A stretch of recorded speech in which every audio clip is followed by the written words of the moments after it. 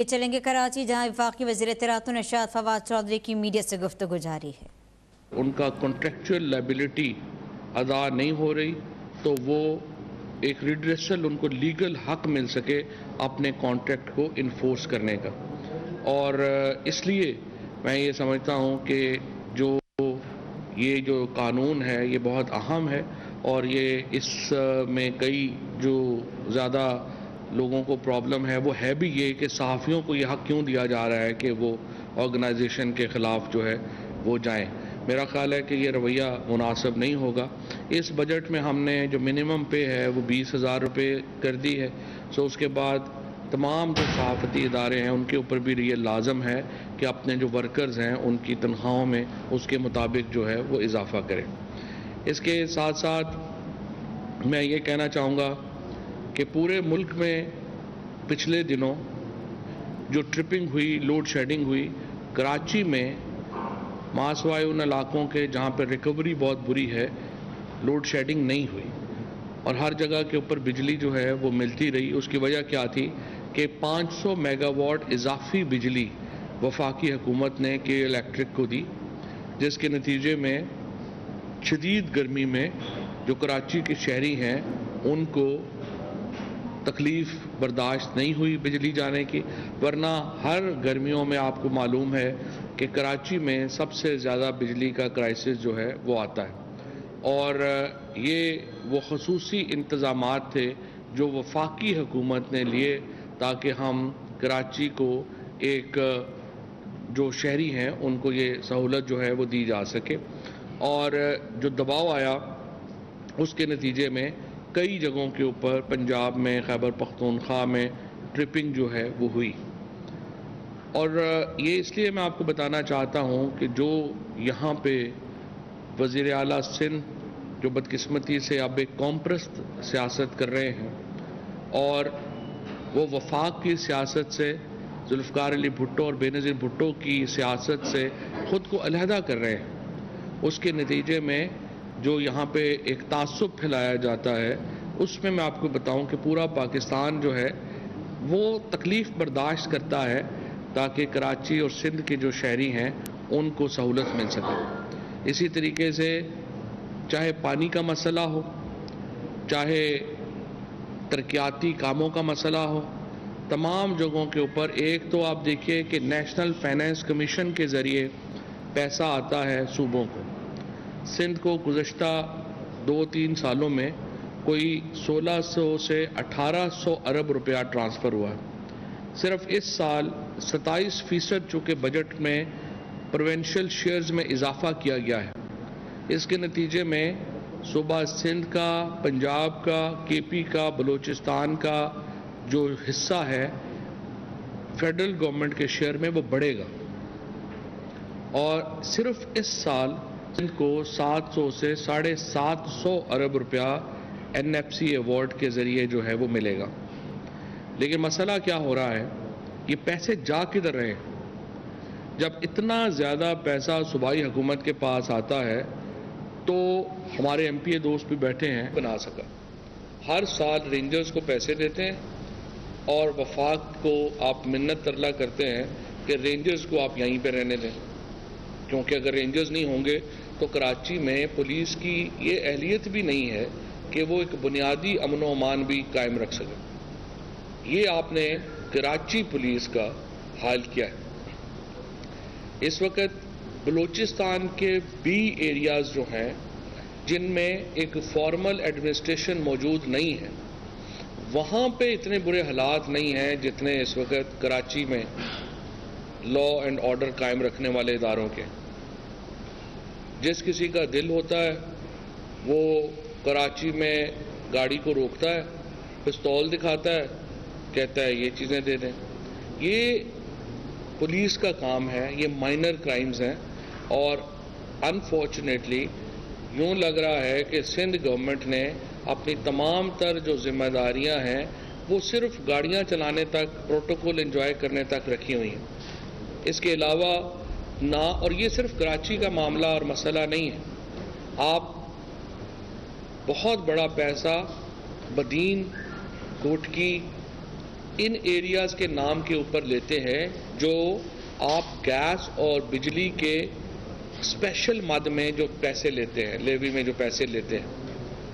کیونکہ وہاں سے گیس نکلتی ہے، وہاں سے تیل نکلتا ہے، اور آپ وفاق سے یہ کہتے ہیں کہ جی ہمیں ان ڈسٹرکٹس کے لیے اسپیشل ڈیولپمنٹ پیکیج دیے جائیں۔ آج آپ گھوٹکی کا حالت دیکھیں، آج آپ بدین کی حالت دیکھیں، لاڑکانہ کے اوپر 90 ارب روپیہ خرچ ہوا صرف پچھلے سالوں میں۔ آپ دیکھیے کہ لاڑکانہ میں کوئی گلی، روزانہ ہم دیکھتے ہیں سڑکیں ٹوٹی ہیں، گلیاں ہے نہیں، ہاسپٹلز، سرکار کا جو صحت کا نظام ہے سندھ میں وہ مکمل طور کے اوپر تباہ و برباد ہو چکا ہے، اور حتیٰ کہ سپریم کورٹ کو کہنا پڑا کہ یہاں پر جو بڑے ہاسپٹلز ہیں جو وفاق نے صوبے کو ٹرانسفر کیے تھے، سپریم کورٹ نے حکم دیا کہ وفاق ان کو واپس ٹیک اوور کرے، حالانکہ وفاق نہیں لینا چاہ رہا تھا، لیکن حالت ایسی تھی کہ وفاق کو سپریم کورٹ نے حکم دیا کہ آپ واپس لیں۔ یہ 2-3 بڑے ایشوز ہیں جن کے اوپر سندھ میں خصوصاً جو ہمارے حکمران جماعت کے ایم پی اے صاحبان ہیں ان کو سوچنا پڑے گا۔ نمبر 1، آپ یہ دیکھیں کہ سندھ کو بہت بڑا وسائل میں حصہ مل رہا ہے۔ دوسرا، یہ حصہ کہاں اور کیسے خرچ ہو رہا ہے؟ پروونشل فائنانس کمیشن ایوارڈ ہے نہیں، اضلاع کو پیسے جا نہیں رہے، کراچی کو پیسہ جا نہیں رہا، انکم شہروں کی بڑھ نہیں رہی۔ سوائے اس کے کہ ہر 5 سال کے بعد پیپلز پارٹی کا کوئی ایک آدمی، چاہے وہ قائم علی شاہ ہوں، چاہے وہ مراد علی شاہ ہوں، وہ صرف ایک سٹامپ پیپر کے طور کے اوپر، ایک ربڑ سٹیمپ کے طور کے اوپر اس کو وزیر اعلیٰ ہاؤس میں بٹھا دیا جاتا ہے، اور پیچھے سے اس کی تاریں جو ہیں وہ زرداری فیملی کے پاس اس کو رکھ دی جاتی، اور وہ اس وزیر اعلیٰ کو کٹ پتلی کے طور کے اوپر استعمال کرتے ہیں۔ چیف منسٹر سندھ کی حیثیت، صوبہ سندھ کی اسمبلی کی حیثیت، اس کو بالکل محدود کر دیا گیا۔ ان کے پاس کوئی ڈیسیژن میکنگ نہیں ہے، ساری ڈیسیژن میکنگ ان لوگوں کے پاس ہے جو کہ سندھ اسمبلی میں نہیں بلاول ہاؤس میں بیٹھتے ہیں، اور یہ ایک امپورٹنٹ پرابلم ہے، کانسٹیٹیوشنل کرائسس ہے سندھ کے اندر، جس سے کہ اس وقت ہم گزر رہے ہیں۔ یہاں میں سندھ میں کہا جاتا ہے، قرم بھی اکثر بات کرتے ہیں کہ گورنر رول لگانا چاہیے۔ میں یہ سمجھتا ہوں کہ گورنر رول کی آئین میں کوئی گنجائش نہیں ہے۔ گورنر رول جو ہے وہ ایک جمہوری کام نہیں ہوتے۔ اگر آپ نے سندھ میں آرٹیکل 140A کو امپلیمنٹ ہونا چاہیے، سپریم کورٹ کی یہ ذمہ داری ہے۔ سپریم کورٹ کے جج صاحبان جو یہاں پہ بیٹھے ہیں ان کی اہم ترین ذمہ داری یہ ہے کہ وہ آئین کو انفورس کریں، اور اگر آج سندھ کے اندر سب سے زیادہ ضرورت ہے انفورس کرنے کی تو وہ آرٹیکل 140A انفورس کرنے کی ضرورت ہے، جس کے تحت پروونشل فائنانس کمیشن ایوارڈ ہو، جس کے تحت ایک طاقتور مقامی حکومتیں بنیں اور وہ حکومتیں اپنے مسائل حل کریں۔ ادروائز نہ یہاں پہ اضلاع کو، نہ یہاں پہ علاقوں کو فنڈز ملیں گے، اور صرف من پسند ٹھیکیداروں کو ٹھیکے دے کے آپ یہ صوبہ اور کتنی دیر چلائیں گے؟ جو آپ نے دیکھا نیب نے جو پلی بارگین کیے ہیں، ابھی نیب کی تاریخ کے سب سے بڑے پلی بارگین سندھ کے کیسز میں ہوئے ہیں۔ اربہ روپیہ پلی بارگین میں نیب کو سندھ کے کیسز سے ملا ہے، اور یہ ٹپ آف دا آئس برگ ہے۔ جو پیسہ نیب کو سندھ سے ملا ہے یہ ٹپ آف دا آئس برگ ہے، کیونکہ اصل پیسہ دبئی چلا گیا ہے، لندن چلا گیا ہے، اور یہ وہ پیسہ ہے جو کہ اتنی آسانی سے ان لوگوں نے واپس کر دیا، اور یہ بھی اربوں میں ہے۔ لہٰذا اس صورتحال کے اوپر میں سمجھتا ہوں سپریم کورٹ کو کے پاس کیس پینڈنگ ہے، اور سپریم کورٹ کو چاہیے کہ سپریم کورٹ آئین کو انفورس کرنے کا ایک بنیادی ادارہ ہے ان کا مقصد ہے کہ وہ آئین کا تحفظ کریں، اور ان کو چاہیے کہ آرٹیکل 140 کو انفورس کیا جائے اور ایک مقامی حکومتوں کے انتخابات ہونے چاہیے جس کا سٹرکچر جو ہے وہ آرٹیکل 140 سے مطابقت رکھتا ہو، یعنی ایڈمنسٹریٹو، فائنینشیل اور پولیٹیکل ڈیولوشن ہونی چاہیے اضلاع کو، اور یہی وہ واحد حل ہے جس کے تحت پاکستان کی فیڈریشن اور خصوصاً جو سندھ کے دیہی اور شہری علاقے ہیں ان کو ان کے حقوق مل سکتے ہیں۔ یہ وہ واحد ذریعہ ہے جس کے ذریعے یہ حقوق جو ہیں وہ مل سکیں گے۔ اب آئیے بجٹ کی طرف، اور جس طریقے سے کل آپ نے دیکھا کہ احسن اقبال صاحب نے جو پریس کانفرنس کی، پی ایم ایل این نے جو سب سے اس وقت بڑی خوبی رکھی ہے وہ یہ رکھی ہے کہ ہر چیز کو مسترد کرنا ہے بغیر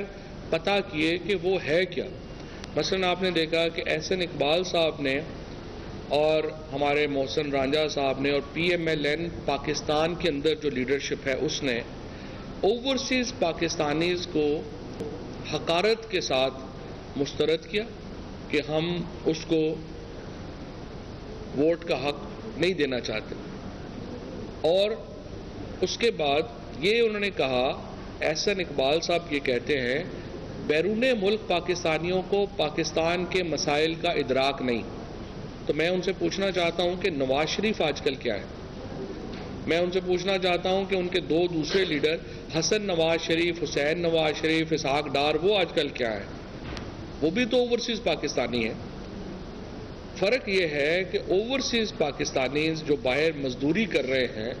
وہ اپنا پیسہ وہاں کما کے پاکستان بھیج رہے ہیں۔ لٹیروں کا یہ گروہ جس کو ہم نون لیگ کہتے ہیں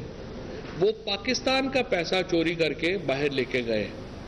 آپ اوورسیز پاکستانیز کی ذرا محبت کا اندازہ لگائیں۔ کراچی میں فواد جانب سے پریس کانفرنس جاری ہے، جبکہ دوسری جانب لاہور میں احسن اقبال تقریب سے خطاب کر رہے ہیں۔